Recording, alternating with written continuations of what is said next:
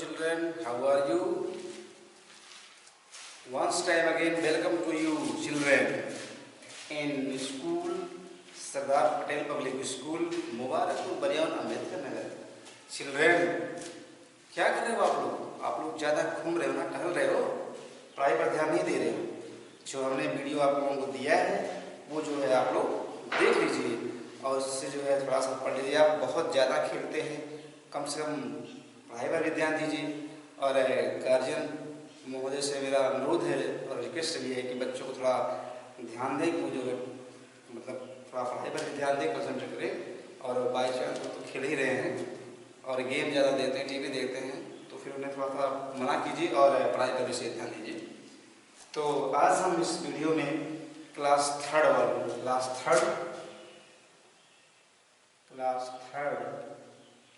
Grammar पढ़ेंगे,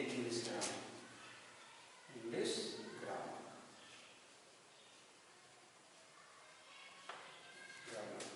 part third के साथ हम उपस्थित हुए हैं। आज पार्ट थर्ड है। तो नेक्स्ट वीडियो हमने आपको बताया था ए sentence has two parts. A sentence has two parts यानी कि एक वाक्य जो होता है दो भाग होते हैं।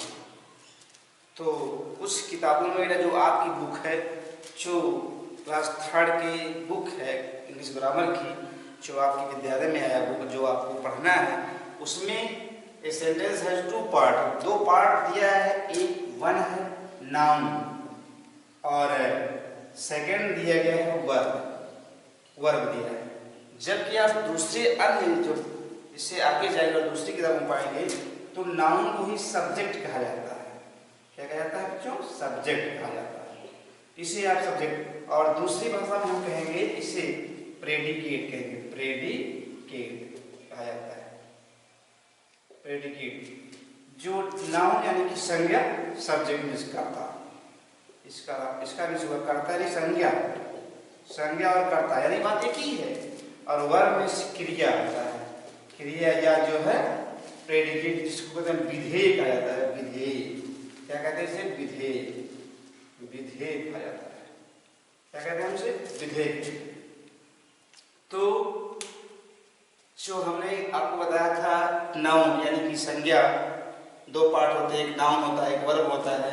और तो नाउन को ही सब्जेक्ट कहा जाता है। आप किसी दूसरी किताब में पढ़ेंगे, आप गार्जियन पढ़ेंगे तो कहेंगे नाउन क्या बता रहे हैं, तो नाउन में से ही सब्जेक्ट यानी कर्ता, और यहाँ जो है वर्ब में प्रेडिकेट अर्थात प्रेडिकेट। आप नाउन भी कह सकते हैं या इसे नाउन भी कह सकते हैं, सब्जेक्ट कह सकते हैं, इसे जो है वर्ब या प्रेडिकेट कह सकते हैं। तो हमने आपको कल बताया था नाउन और प्रेडिकेट। तो आपने देखा कि जो है सब्जेक्ट यानी कि जो सेंटेंस में कार्य करता है वही जो है सब्जेक्ट होता है, और प्रेडिकेट भी जो कर्ता के द्वारा कार्य किया जाता है वो क्या होता है? प्रेडिकेट होता है, विधेय होता है। तो इसके बाद हम आपको कुछ होमवर्क्स देंगे जो आपको करना है। आप उसे जो है अपने कॉपी में नोट करेंगे और उसे तैयार करेंगे। जब आपका विद्यालय ओपन होगा तो हम आपके होमवर्क चेक करेंगे, आपने कितना जो है लर्न किया है, कितना जो है पढ़ा है। तो read the following sentences carefully. First question आपका है रीड द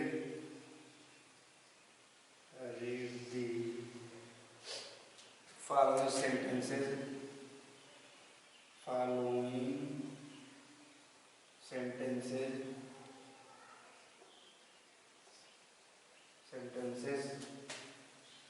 carefully.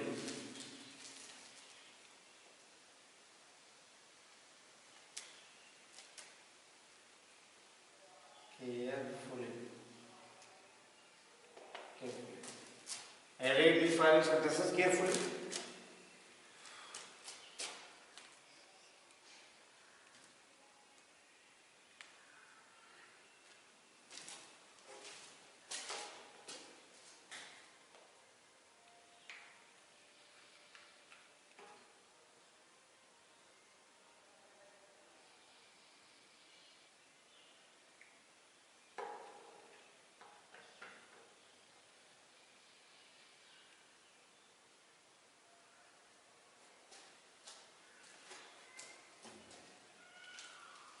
तो आइए देखते हैं बच्चों, फर्स्ट क्वेश्चन है read the following sentences carefully, यानी कि जो है जो नीचे सेंटेंस दिए जा रहे हैं उससे ध्यान से आपको पढ़ना है।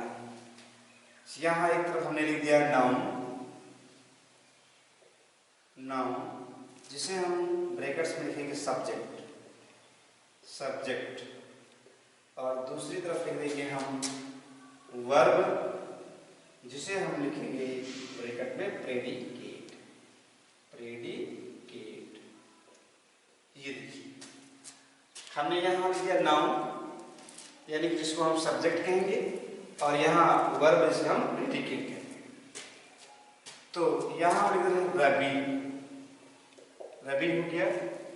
इज ए स्टूडेंट, इज a student, सेकेंड में लिखेंगे birds fly, birds fly, fly. Third लिखेंगे Ramesh and Suresh, Ramesh and Suresh are good students, are good students.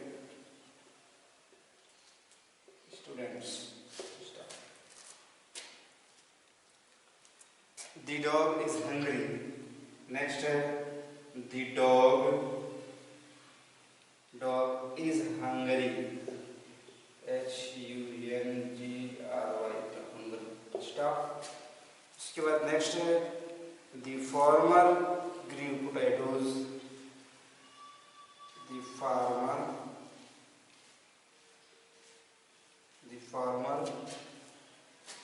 grew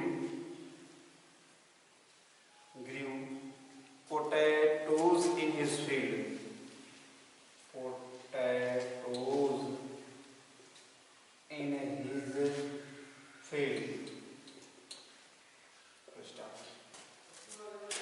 तो बच्चों देखिए रवि, रवि क्या है, नाउन है, सब्जेक्ट है आपका, इज ए स्टूडेंट एक विद्यार्थी है, ये क्या है प्रेडिकेट है या वर्ब है कह सकते हैं।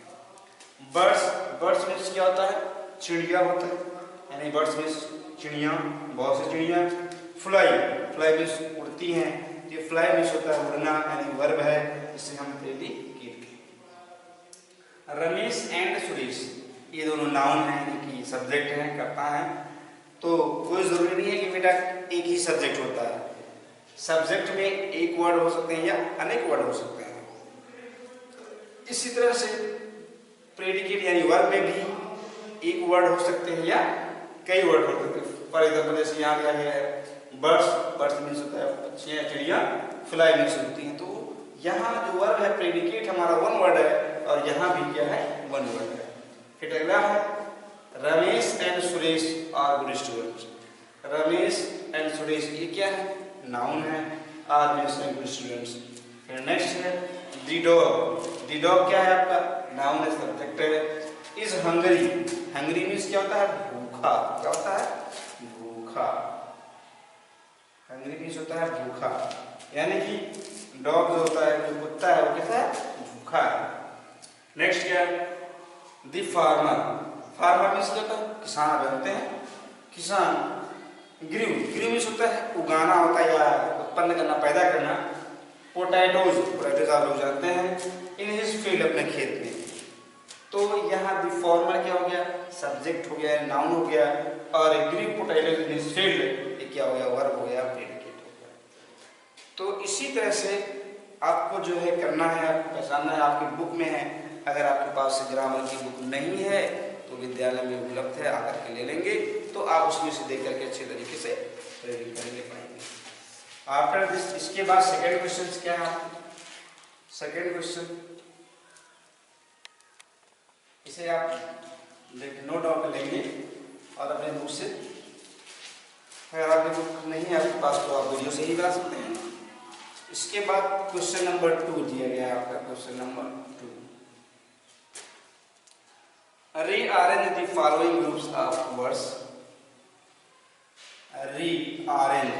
rearrange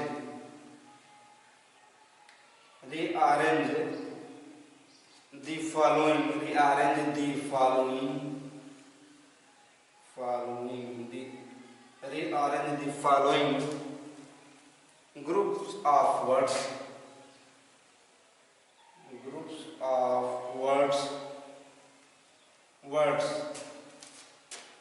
into meaningful sentences, into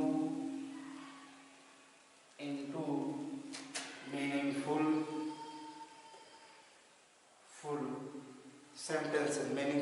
sentences,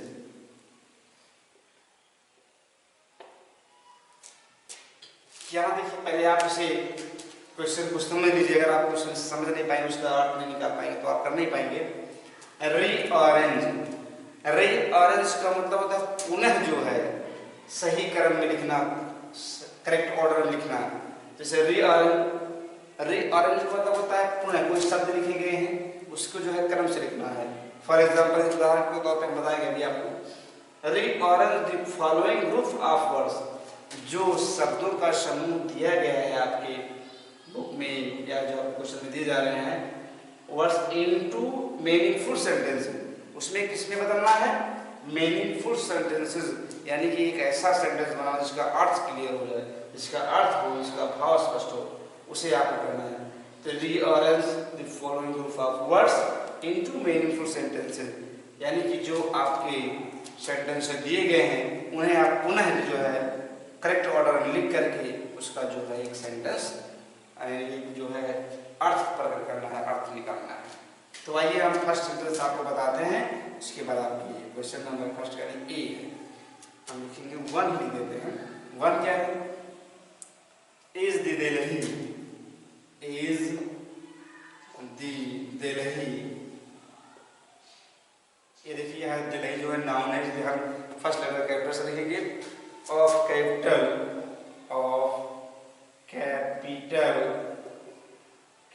India, ये देखिए। अब ये जो आपकी जो है is the Delhi of capital India, क्या ये आपको एक मीनिंगफुल सेंटेंस पूरा दे रहा है? नहीं दे रहा है। Is the Delhi of capital India, तो ये भाव क्लियर नहीं कर रहा है, इसका जो मीनिंगफुल सेंटेंस नहीं हो रहा है। सो इसे हम रीअरेंज लिखेंगे, पुनः लिखेंगे। कैसे? आंसर में लिखेंगे। आप आंसर में लिखेंगे कि, तो आप इसे रीअरेंज में लिखेंगे, सही क्रम में लिखेंगे, राइट ऑर्डर में लिखेंगे, तो लिखेंगे इंडिया, लिखेंगे दी, यहां पर लिखेंगे the capital of India, is Delhi. ये देखिए आप पहले आप यहाँ दी को यहाँ दी, फिर उसके बाद कैपिटल को लाए और फिर आप को लाए, फिर इंडिया लाए, फिर इज यहाँ दिल्ली यहाँ गया, हो जाएगा the capital of India is Delhi. Bharat की राजधानी दिल्ली है, दिल्ली है। तो ये आपका सेंटेंस जो है मीनिंगफुल सेंटेंसेस हो गया, यानी कि इसका अर्थ क्लियर हो रहा है। सो इस तरह से आपको जो है कंटिन्यू आगे सेंटेंस लिखने हैं। समझ में आ गया मुझे लगता है। एक बार फिर से देख लीजिए, is the Delhi of capital India, ये आपको सेंटेंस दिया गया है, शब्दों का ग्रुप ऑफ वर्ड्स दिए गए हैं, लेकिन इसका सेंटेंस अर्थ क्लियर नहीं हो रहा है। सो इसलिए आप जो है इसे रीअरेंज में, यानी पुनः इसे क्रम में लिखेंगे। जैसा कि आपको बताया गया है कि सबसे पहले सब्जेक्ट लिखा जाता है, फिर इसके बाद जो है क्रिया लिखी जाती है, फिर मेन वर्ब लिखा जाता है, फिर इसके बाद ऑब्जेक्ट लिखा जाता है। तो हम उसी क्रम में सबसे पहले लिखते हैं, हमने दी लिखा, दी कैपिटल, यानी कि दी कैपिटल ऑफ इंडिया, यानी हो गया भारत की राजधानी, इज मीन्स है दिल्ली। जी आपका मीनिंगफुल सेंटेंस हो गया। सो इसी तरह से आप कंटिन्यू लिखेंगे। अब आप समझ में अगला सेकेंड हम नहीं लिखेंगे, अब आप स्वयं करेंगे जो हम बता रहे हैं। असगुम, असगुम,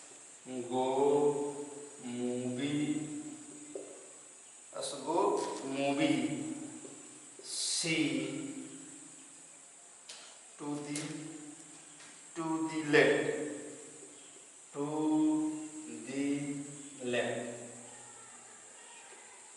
left। अब ये जो है सेंटेंस क्लियर नहीं हो रहा है, आप इसका जो है रीअरेंज में लिख करके इसको आंसर लिखें। अगर आपको नहीं भी आता है तो आपके जो गार्जियंस है, मम्मी पापा या आपके जो एल्डर्स, जो बड़े भाई बहन हैं, तो उनसे आप पूछ करके भी इस एपिसोड यानी रीअरेंज क्रम में मीनिंगफुल सेंटेंस में लिख सकते हैं। After this 3, the football are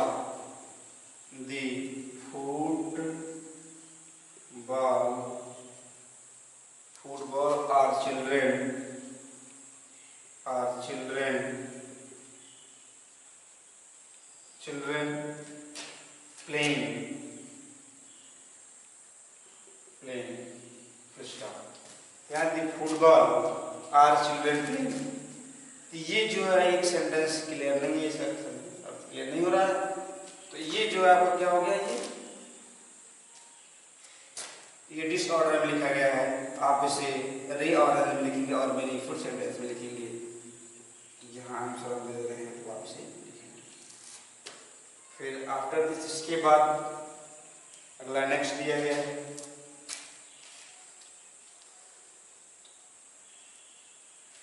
question number 4।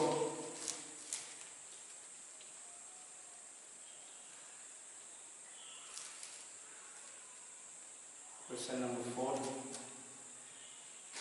Bal sun is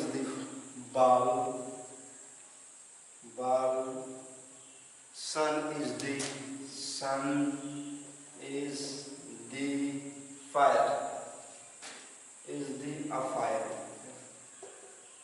ये देखिए, अब इसे आप सही क्रम लिख देंगे, रीअरेंज में लिख देंगे, ऐसे लिखेंगे नीचे। फिर अगला 5 हो जाएगा आपका। 5 क्या है, truth always, TRUTH, truth always, they speak।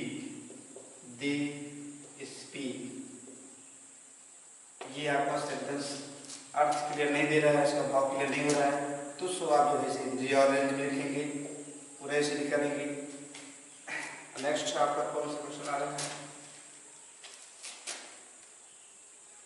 Question number 6 आप देखेंगे। The world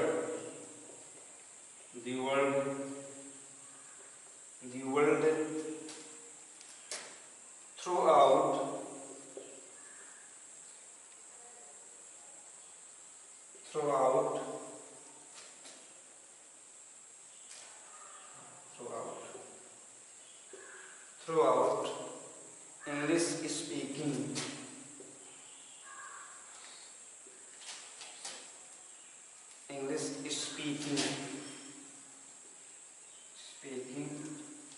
is full stop।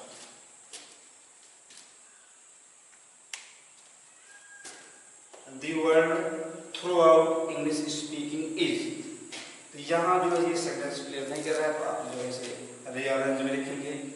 Answer हम लिख दे रहे हैं। इसके बाद 7, stars are the shining, stars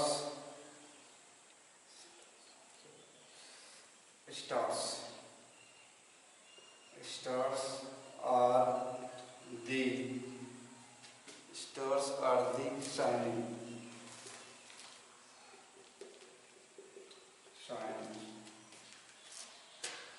इसके बाद लास्ट है, आंसर आप लिखेंगे यहाँ पर 8, और लास्ट है क्या है, is the swimming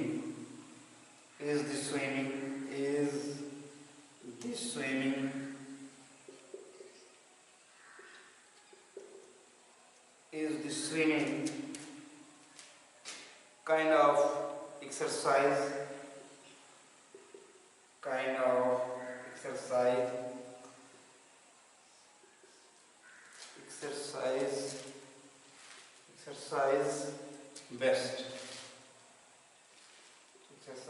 best।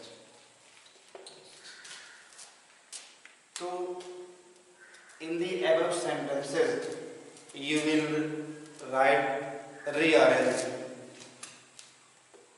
And make a meaningful sentence. यानी कि आपको इन्हें पुनः लिख करके एक जो है मीनिंगफुल सेंटेंस बनाना है। नाउ लिसन, अगर आपके पास बुक होगी तो आप बुक से ही देख करके लिख सकते हैं।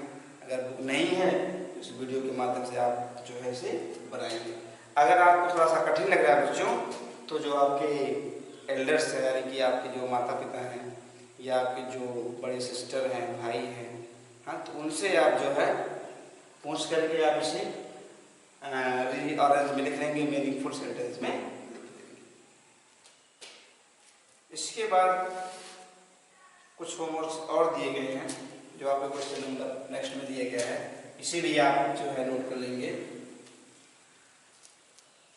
क्योंकि आप जो है बहुत ही ज़्यादा जो है वॉकिंग करते हैं, टहलते हैं और ध्यान नहीं देते हैं, क्योंकि जो है ये कोरोना वायरस कोविड-19 जो वायरस है बहुत ही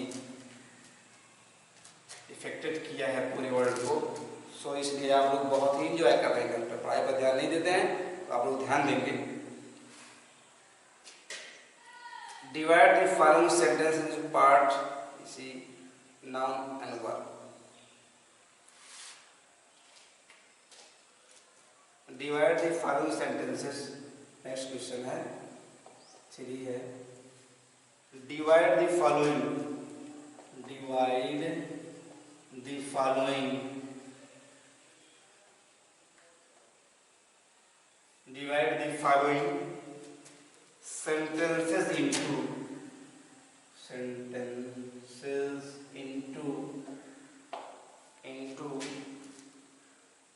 two parts,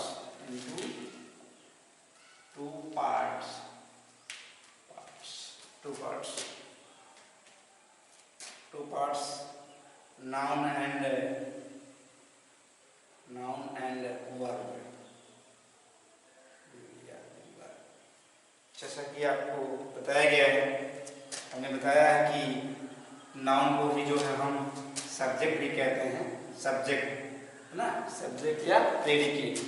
लेकिन आपकी बुक में बेटा यही दिया गया, नाउन और वर्ब दिया गया है, तो हम इसलिए आपको बता रहे हैं। आपके जो ग्रामर बुक आपकी आया है, जो आपको जो विद्यालय में लगा है आपका ग्रामर बुक, उसमें जो है नाउन और वर्ब के माध्यम से बताया गया है। लेकिन हम आपको ये भी बता रहे हैं, नाउन को ही सब्जेक्ट कहा जाता है और वर्ब को प्रेडिकेट कहा जाता है। तो आपको क्या करना है, divide the following sentence into 2 parts. जो आपका वाक्य दिया गया है, नीचे जो वाक्य दिए गए हैं उनको 2 पार्ट में आपको जो है बांटना है। एक जो है नाउन में करना है और दूसरे किसमें करना है, वर्ब में करना है। किसमें करना है, वर्ब में करना है आपको। इसको जो है एक को जो है आपको जो है नाउन करना और दूसरे को वर्ब में करना है, जिसे हमने आपको बता दिया है नाउन को भी जो है सब्जेक्ट कहा जाता है और वर्ब को प्रेडिकेट कहा जाता है। तो फर्स्ट सेंटेंस हमने दे दिया, मान लीजिए यहाँ पर वन हमने दे दिया, तो यहाँ दिया गया है Prachi swimming. Prachi is swimming, swimming, Prachi swimming. तो प्राची स्विमिंग, प्राची जो है छूल रही है, स्विमिंग से तैर रही है। तो अब प्राची यहाँ जो है, अब आपको वर्ड्स लिखना है, यहाँ नाउन लिखेंगे आप, नाउन, और दूसरा लिखेंगे वर्ब। तो अब आप जो नाउन है आप नाउन के फ्रंट सामने लिख देंगे, इन फ्रंट ऑफ नाउन, और जो वर्ब है उसके सामने लिख देंगे, यानी कि जो सब्जेक्ट आपका है वो नाउन के सामने। अब ऐसा नहीं, इसे दे दिया प्राची स्विमिंग, तो अब इसमें जो है कौन सा वर्ड जो है नाउन है, तो आप लिखेंगे प्राची। ये प्राची जो है आपका क्या है, ये नाउन है, और जो वर्ब क्या है, इज स्विमिंग, स्विमिंग। ये जो है आपका क्या है, वर्ब है। प्राची जो है क्या नाउन है, इज स्विमिंग क्या है, वर्ब है। इसी तरह से आपको सारे सेंटेंस में करने हैं, और हम आपको जो है सेंटेंस दे रहे हैं, आप करेंगे, ठीक है ना। तो आपका दूसरा सेंटेंस दिया गया है, इस तरह से दिया गया है, my mother tells me, my mother tells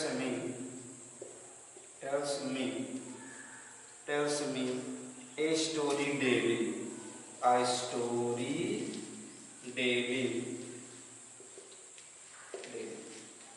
my mother tells me a story daily. मेरी माँ एक कहानी प्रतिदिन सुनाती है।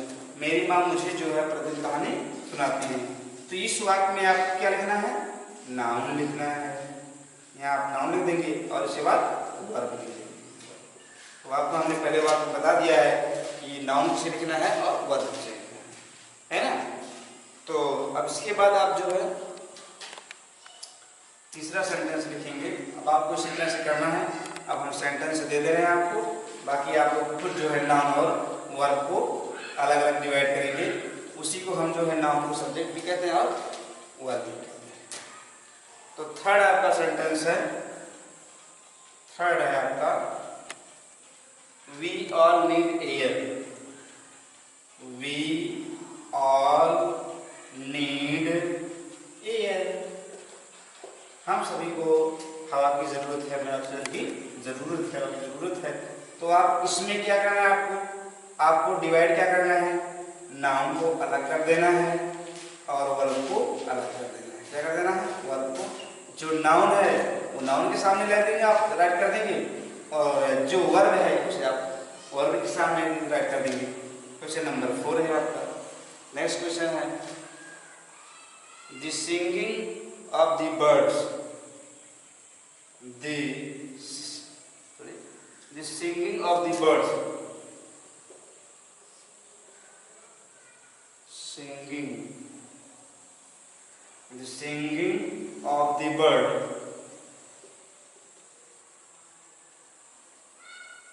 The singing of the birds delight us.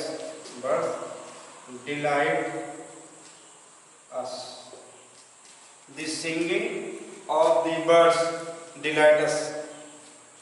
तो यहाँ पर अब आपको नाउन लिखना है। नाउन के सामने फ्रंट जो है आप नाउन लिखेंगे और वर्ब के सामने जो है आप वर्ब लिखेंगे।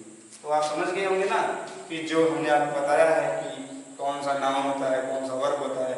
इफ यू डोंट माइंड, यदि आप नहीं समझते हैं तो आप किसी जो है अपने जो है बड़े भाई या अपने बगल में ही कोई जो आपके बड़े भाई सिस्टर होंगे पढ़ने वाले, तो उनसे आप पूछ करके आप नाउन और वर्ब रखेंगे। और हमने बता दिया कि नाउन को सब्जेक्ट कहा जाता है और वर्ब को प्रेडिकेट कहा जाता है। समझ लीजिए बात बता दें आपको। तो जो नाउन है उसको नाउन के सामने दे दीजिएगा और जो वर्ब है उसको वर्ब के सामने दे दीजिएगा। क्वेश्चन नंबर 5 आ गया आपका। The girl has a basket. The girl has The girl has a basket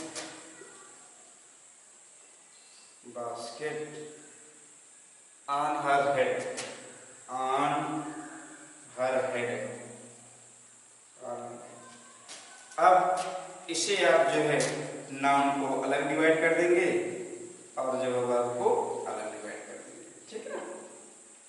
next इसी तरह से आपका नेक्स्ट क्वेश्चन आता है, यानी कि नेक्स्ट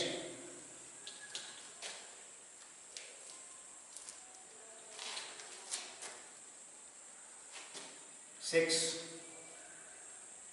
Some people like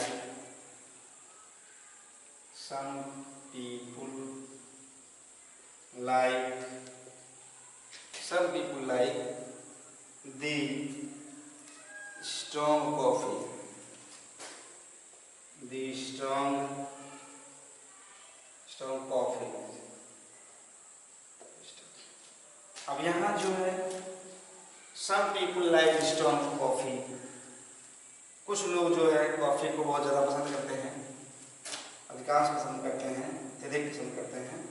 तो यहाँ पर आप जो नाउन है आपको सेंटेंस में उसे आप अलग कर लेंगे और जो वर्ब है उसे आप अलग कर लेंगे। ठीक है ना। फिर next 7 and last. 7 and last. Our country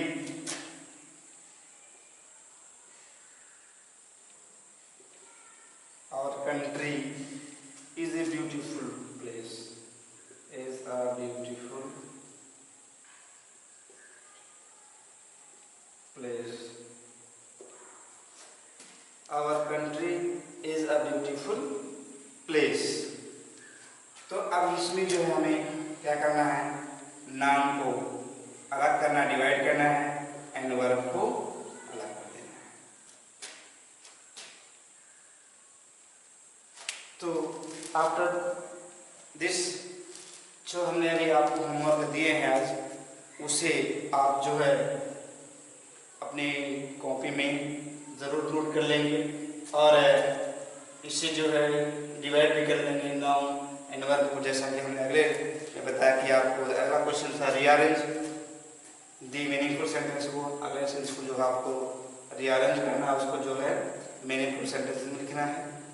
इन्हीं जो है होमवर्क के साथ मैं जो है ये वीडियो पोस्ट करता हूँ और मुझे आशा है कि आप लोग इसे ज़रूर जो है पढ़ लेंगे। अगर जो लोग नहीं पढ़ रहे हैं वो भी पढ़ लेंगे या घर से पढ़ लेंगे देख करके।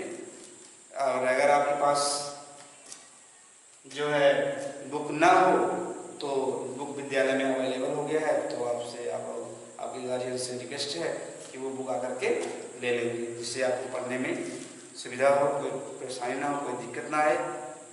और इसी वीडियो के साथ फिर हम नेक्स्ट वीडियो मिलेंगे, तब तक के लिए थैंक यू, बाय बाय।